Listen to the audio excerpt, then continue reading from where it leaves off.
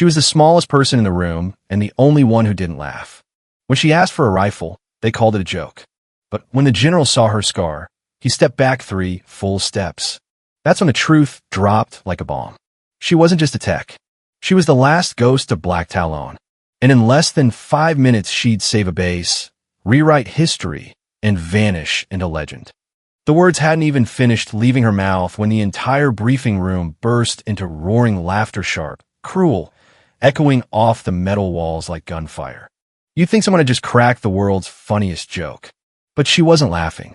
Standing at the far end of the concrete floor was a woman most of them had never really noticed.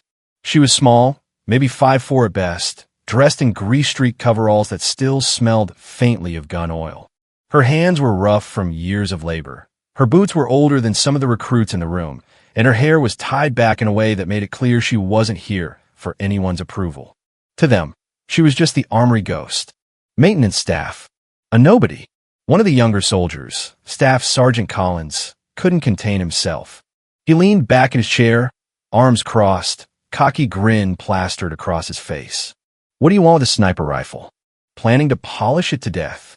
Laughter again. Louder this time. Another voice chimed in, deeper, older Lieutenant Colonel Reardon. Giving her that rifle is like handing a hammer to a brain surgeon. Completely backwards. But she didn't flinch. She didn't defend herself, didn't argue, didn't try to justify anything. She just stood there with quiet eyes that didn't blink. Like she'd heard worse. Like she'd survived worse. The commander glanced toward the general, standing at the door. General Nathaniel Gerald, a man with scars older than most of his soldiers. But even he hadn't said a word yet. He was staring, not her face, at her wrist. And then he stepped back. It was subtle but real. 3 full steps. A man who had walked through minefields and stood toe-to-toe with foreign warlords stepped back. You could almost hear the temperature drop in the room. Everyone followed his gaze. She rolled up her sleeves slowly. No theatrics. Just enough to reveal the circular scar on the inside of her wrist. Cruel, clean, and unmistakably deliberate. At the center of the burn was a black triangle, split perfectly down the middle. You could feel the room freeze. The general's voice cracked for the first time in years. You're still alive. He didn't ask. He knew. And suddenly, the woman who had always existed on the edges of everyone's peripheral vision wasn't just some grease monkey. She was something else entirely.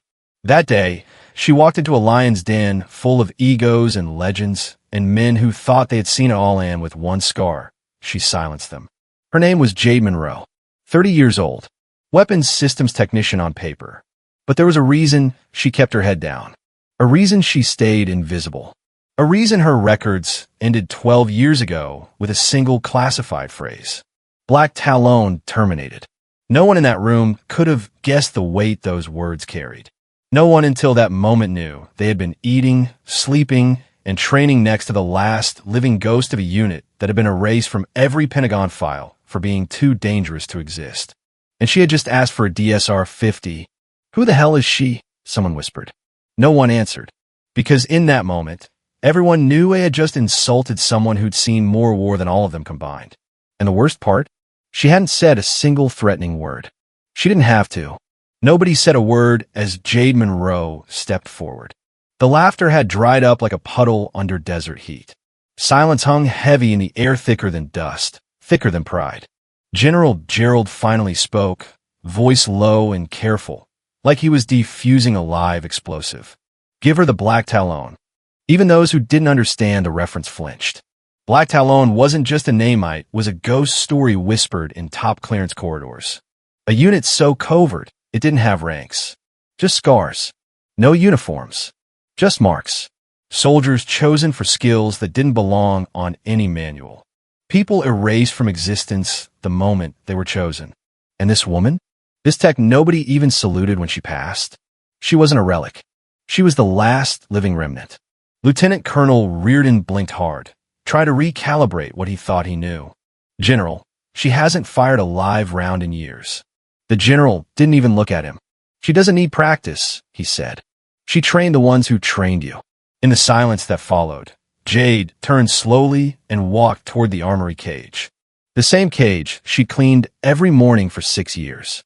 The same rifle she'd restored without thanks. The same floor she swept while conversations passed over her like wind.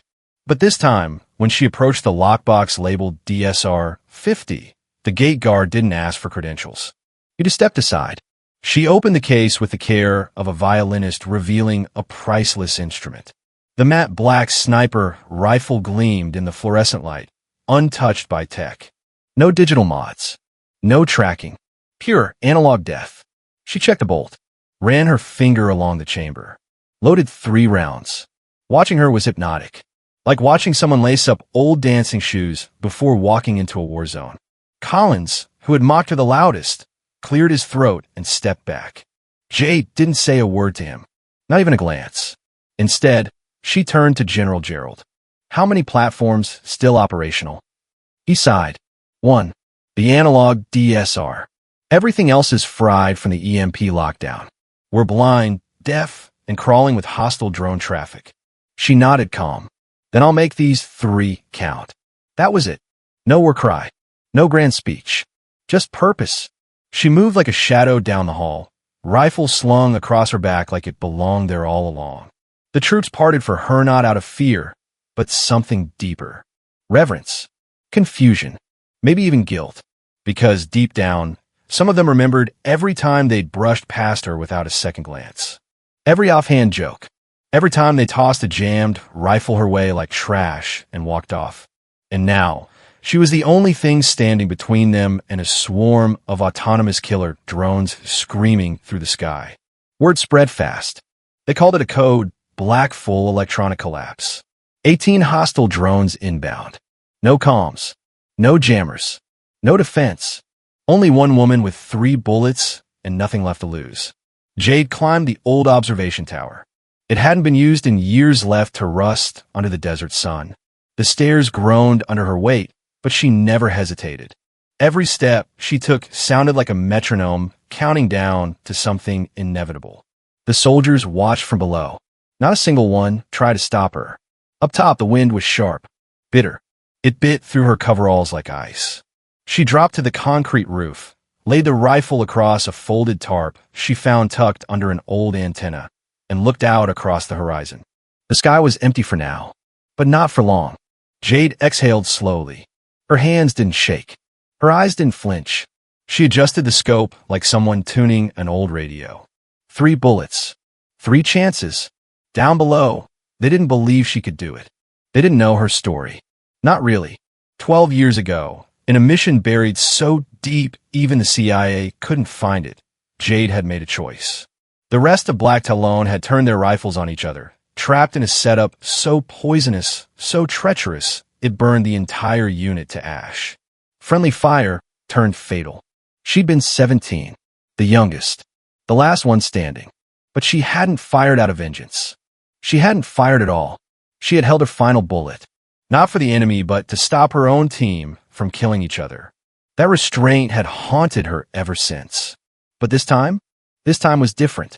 This time, it wasn't friends who were coming. It was machines. Cold. Programmed. Merciless. And some traitor had turned them loose again. It was happening all over.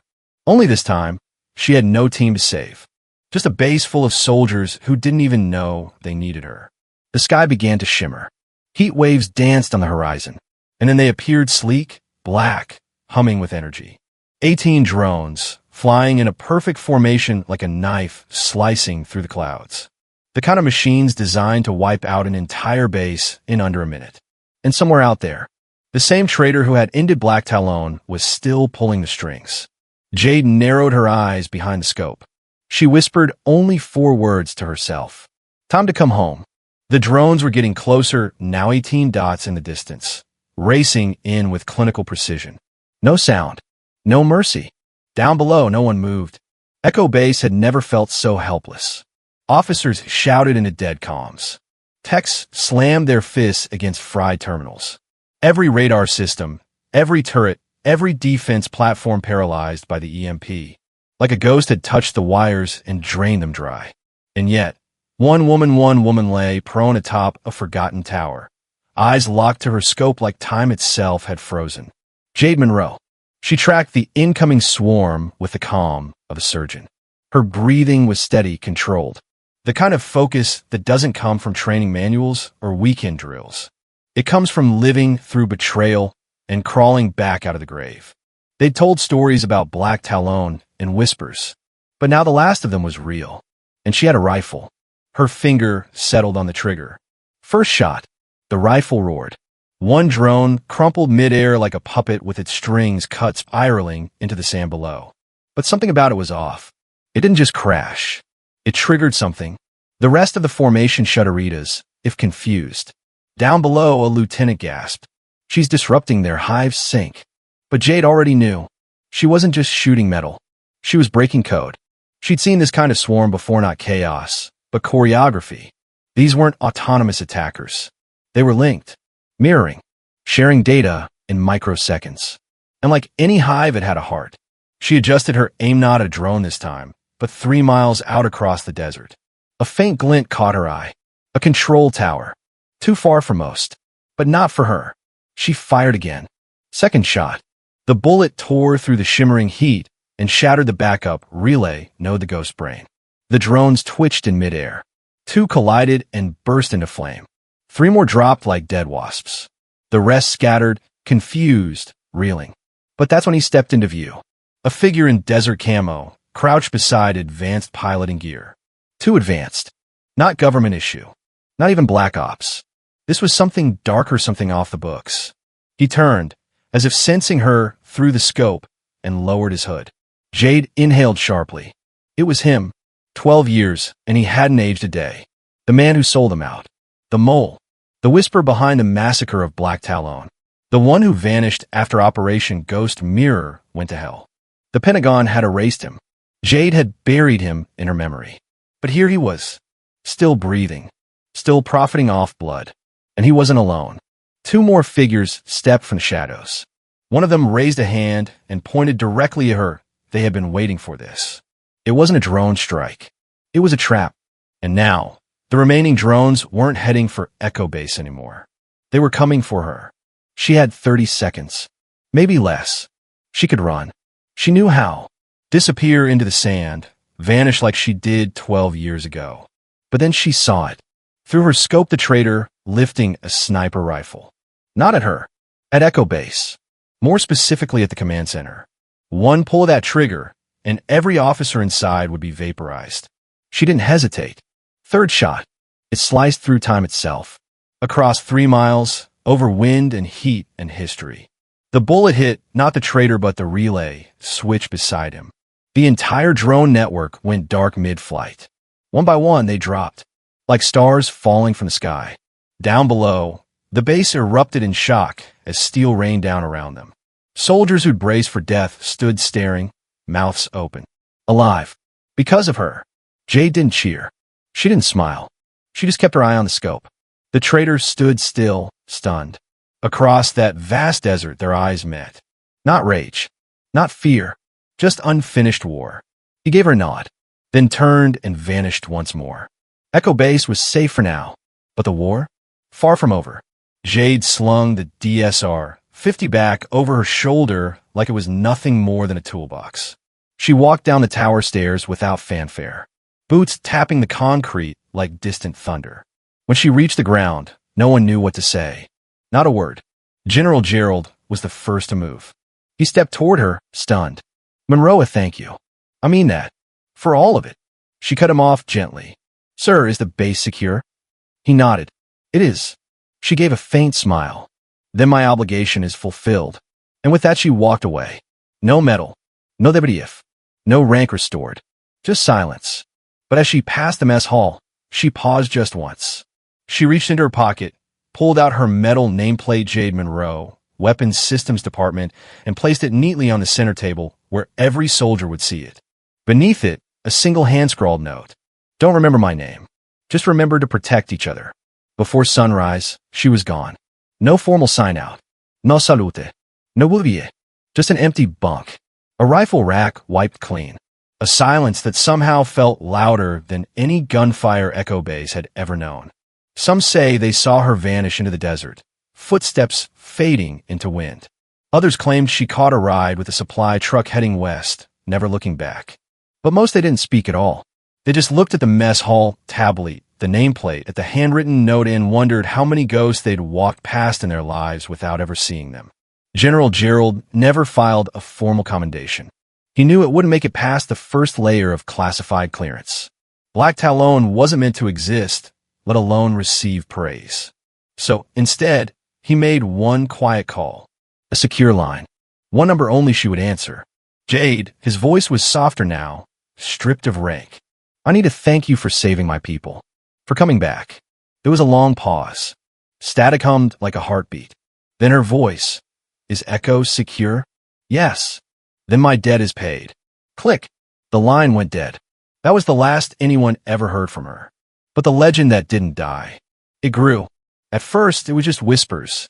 A silhouette against the full moon, one woman on a cold concrete tower, rifle in hand, standing tall above the wreckage of 18 fallen drones. Someone had snapped a photo unauthorized, blurry but haunting. It spread through encrypted channels, passed from one soldier to another like contraband hope. They started calling her the ghost operator. And in every armory across the globe, things began to change. Technicians once invisible were greeted by name. Maintenance crews were thanked for the first time in years. New recruits were told, pay attention to the quiet ones. They might just be the reason you make a home. Somewhere deep in the Pentagon, someone reopened the case file on Operation Ghost Mirror. Redacted pages began to resurface. Patterns emerged. Betrayal wasn't history. It was current. Military secrets had been bleeding through the cracks for years, traded for wealth, power, leverage. Every time someone got close to the truth, they disappeared. Until now. Until her. The last of Black Talon was still out there. Watching. Waiting. Protecting the very people who had once laughed at her. Not for glory. Not for recognition. But because someone had to. And every now and then a message would appear. Etched into a rifle bolt. Carved into a field locker.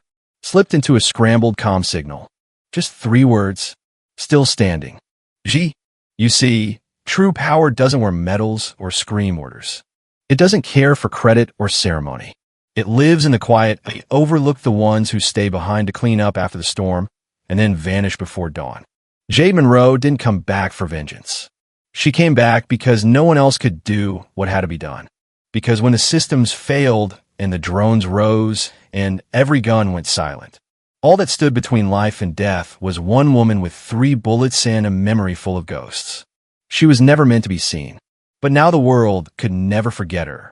And maybe someday, when the world leans too close to the edge again, when betrayal whispers through secure channels and shadows fall over the brave, maybe she'll return. Maybe she's already watching. True strength doesn't raise its voice. It lowers its aim. Dignity doesn't need applause. It walks away while the crowd's still staring.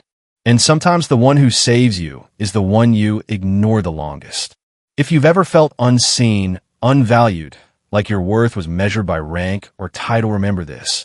The quiet ones change everything. What would you have done if you were in her place? Would you return to the battlefield that broke you just to save those who once laughed in your face? Comment below. Do you believe in guardian angels who wear grease-stained coveralls and carry steel in their eyes?